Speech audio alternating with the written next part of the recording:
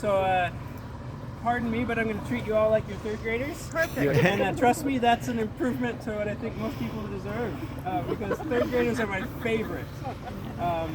Whenever I ask people if they're an artist, third graders are always raising their hands. Fourth and on up, people start forgetting that it's okay to be interested and excited about stuff, ask questions. So I'm going to assume you guys were third graders at some point.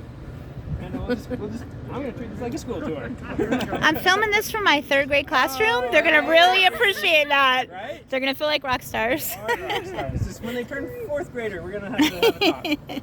So this here is Marshall. He's 5 years old. He's a golden eagle. And he's wearing his fancy hood. I'm going to take that off here in a second, but he's getting used to it. It's a newer hood. He's like, it's not as soft as my other one. So we're breaking this in, making sure he's comfy. Can he see through? No. So the idea is they're very visually stimulated, right? And they want to do something when it's time to do something. And if you were hunting, let's say you were a falconer, and you had your bird ready to hunt, right? And let's say this is before cars, and you've got yourself on a horse, right? Maybe you're out in Mongolia, and a rat runs across the trail. Well, that golden eagle would be happy to eat that rat. But that's not what you're hunting. And so you want to put that hood on, just tell the bird, hey, we're going hunting, but this is not the place. And so you put the hood on, and that's great. You just relax, I'll do the work, we'll get out to the rabbit patch. And when you're all ready, you might have your dogs, your Salukis, or somebody ready to flush those rabbits. And when everything's ready to go, that's when you let the eagle, it's time to show up. If you ask the eagle to show up sooner, he just gets frustrated. Not worth my time messing with you guys. So when it's time to hunt, you're ready to go, you take that hood off, and he's now ready to go find that rabbit that you've worked out of the bushes. Or you could hunt in other ways. You can get that eagle up soaring. You can then find some rabbits down below for him.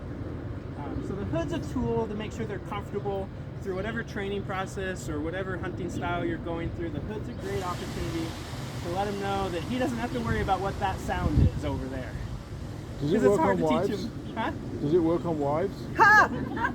Husbands. It works on husbands. Exactly my thought. Touche. Curtis, quick question. I'm fascinated by this small golden eagle. What weight is he? Like 4 pounds? He's about 4.5. Yeah. Amazing. Is this a bird It's that great. Like a depredation thing? Is he 6.5? Yeah, he's 6.5 pounds. He's not 4.5 pounds. That's right. It's written down wrong on our little sheet, though. Well, he doesn't look a big bird. I'll tell you exactly how much. You want to know how much? You guys are the right crowd. He weighs 2,800 grams. You tell me how many pounds he weighs. Divided by 450. No, I don't do live math. Right? Third graders don't ask to be called on in front of people to do math. Someone else do it. You all got calculators in the internet. You do it. He weighs 6 pounds today. Is he a rehab bird? He was. So Marshall, he got sick. He had an infection. Went into a rehab. If an eagle is at the point where it's sick enough that you can pick it up and take it to a rehab, it's not going to make it. So the rehabbers got him all fixed up. But while he was there, he got some West Nile. So like a virus, right? And you make a fever. Kills off the proteins, degrades the proteins of the virus so you can get better. And if you have a fever just long enough, just high enough, you get to degrade the proteins in your brain too. And so that's why you don't want to have a very high fever for very long. And so he was fevered, and he's fully recovered from the virus and the infection, but he just has a few of those wires got fried. And so the government said, hey, you know what, we can't release this bird. Let's find him a home. And so he came here. He fits in with us here. We're all a little bit fried. Well, there are wires fried attached. Do you fly him on lures or stuff? We do. So we take him out. Last fall, we had him out in front of our audience at our fall flight program where he flew in until he decided he'd rather walk and run and hop and skip. These guys most birds of prey don't spend time on the ground, right? They hit the prey and they want to pick it up and take it away because this guy's around. That's why your hawks and falcons and owls don't want to be on the ground, is because this guy's always above you. And if he's above you, you're on the menu. And so if he's on the ground, then there's nothing to worry about. So you'll see these guys are really comfortable down there walking, plotting around. And I'm really glad he's a small eagle. Yeah. Because this, Well, you look small after looking at the. yeah, that's true too. That's the thing. Those guys, even a golden eagle at I mean, I've heard stories, right? I've heard of 15-pound females out there, and biggest golden eagle female story you can tell me, that's 25-pound condor. Yeah. It And the wins. condors aren't big dopey birds. They are agile and they are quick, and they'll pile drive a I was really male impressed with how golden well on they a moved kill. around in that facility. Yeah. So I'm sorry that he got upstaged by the condors. He's a quite big bird. He's a small eagle when it comes to the females are larger, and on the spectrum he's a bit smaller for the boys. Let's see if he wants to say hi and have a snack. You just need to have a So- pair going out here on your other He's hand. striking the hood, and that I think I opens gotta it, I don't think they make right-handed gloves. and then he'll pull it No, you off. need a kestrel on the other hand. There you go. All right. Well, he's gonna like that, I think. There we go. No? It's rat day. He's not very I hungry. guess it's rat day, huh? Yeah. We're not doing. I think he's mostly worried about that construction guy over there making noises. All right. We'll come back to that. No? Oh, wait a Oh. minute. Put that away. You gotta put it away. The way it's We're gonna have a different conversation. There you go. That'll get your Yeah. attention. There you go. Do it. I'll hold it. There you Oh, go. we go. Now we're cooking. You're gonna need a good view of that. Oh, and the sound effects.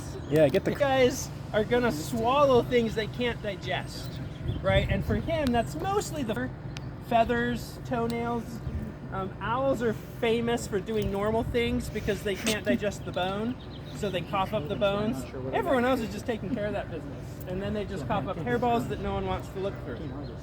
Anyone dissect eagle pellets for? Once. Yeah, nothing there, right? So, bunch of feathers. So, it's kind of like if you're eating a granola bar. You know how they come in wrappers? It's like if you're unwrapping your granola bar and you got tired of all that work, you just swallowed the granola bar with the wrapper on it. And then your body sorts out the wrappers versus the food. And then in the morning, you just spit up the wrapper. It's great. For lazy. What do you imagine tearing all those feathers, all those little hairs off? You'd starve to death pulling all those hairs off. And you don't want to digest that. You don't want that going through the system. If you're trying to save weight, you're not going to keep that in your stomach.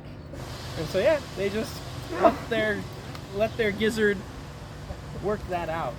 And they just cough up a bunch of hair. Yeah. How often do you have to cope them? Depends on what they're eating or what they're, rats are great because they do got to work on that. We definitely check in at least twice a year, if it's not needed So sooner. coping but is we just falling check down in, their make beak sure we a got little the bit nails. because it gets too long. Coping is when He'll tell you. Just like if you have a dog, you got to trim their nails. If you had a pack of wolves running around on the dirt all day long, they're gonna keep their nails down.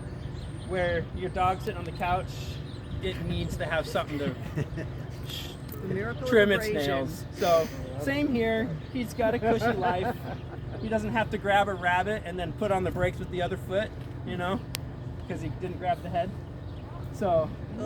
oh yeah, there you go. So he eats the whole thing. He just pulls it into small It only weighs pieces. 7 pounds. There it is. Nice. Oh boy. Do you free loft him at night, or is he? He's not. He's on a screen perch. All right, we got a lot to see. I want to thank you, Curtis. Thank you. Thank you, Curtis. Thank you, Marshall. And I want you guys to think about the World Center for Birds of Prey as a place where kids could come and experience this. Oh, see, you could come here experience too. being up close to these raptors and seeing these raptors eat. I remember we were stooping a bird to the lure down here on the stage, not too far from here. And then I went over to my friend's house who was at that program, and the kid was throwing his stuffed animal on the ground and then jumping on it. And so like just making that connection is so important. I'm gonna bring you guys back to go see the falcon breeding barns real quick, and then we're gonna come inside to the center, all right?